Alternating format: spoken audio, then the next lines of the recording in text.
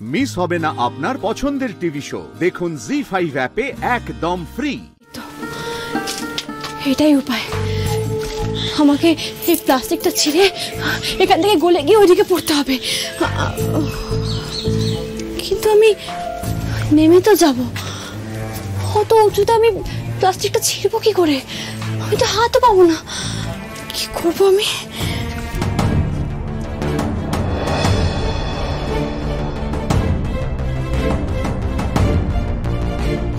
মন্দারদা জিজ্ঞেস করলো কলঘর থেকে বেরিয়ে শ্যামলী বৌদি সাজতে বসেছে। আরে বাবা দাঁড়াও তো, জানো না মেয়েদের কলঘরে একটু সময় লাগে। যাও তোমাদের মন্দারদাকে গিয়ে বলো।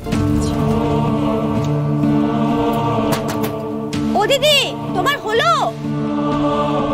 আরে বাবা আজকে তো তোমার বিয়ে, রাজার সাথে বিয়ে হবে তোমার। তা রাজাকে মনে আছে? তাড়াতাড়ি বেরো। এই তো আরেকটু।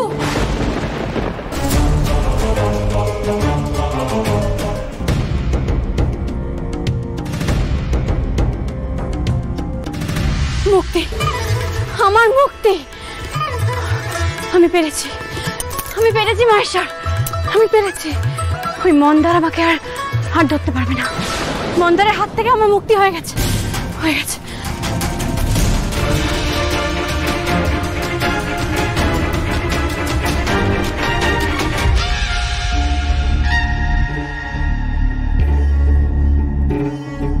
শ্যামলী,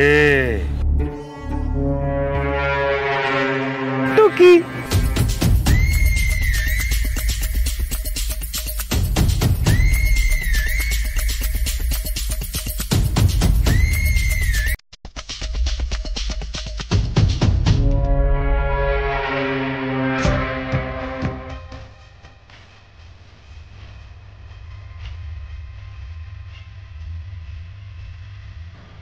চাঁদ উঠেছে, ফুল ফুটেছে, কদম তলায় কে?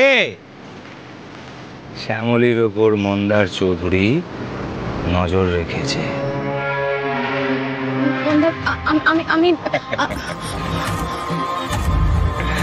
তোর ভাইটা না একটা গাধা, তোর ভাইয়ের বউটা আরো বড় গাধা, কিন্তু তোর হবু বর গাধা নয়।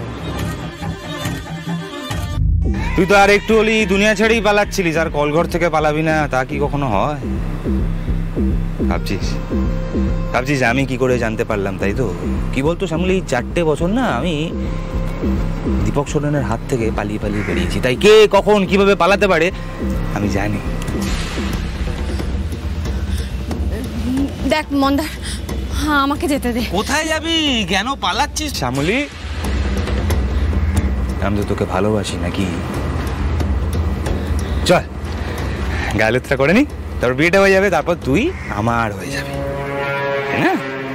অনেক দিন ধরে এই দু চোখে আমি স্বপ্ন নিয়ে বেঁচে আছি শ্যামলী, আর দেরি করিস না,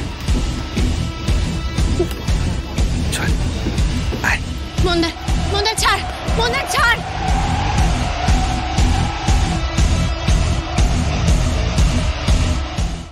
জি5 ডাউনলোড করুন আর সব এপিসোড দেখুন একদম ফ্রি।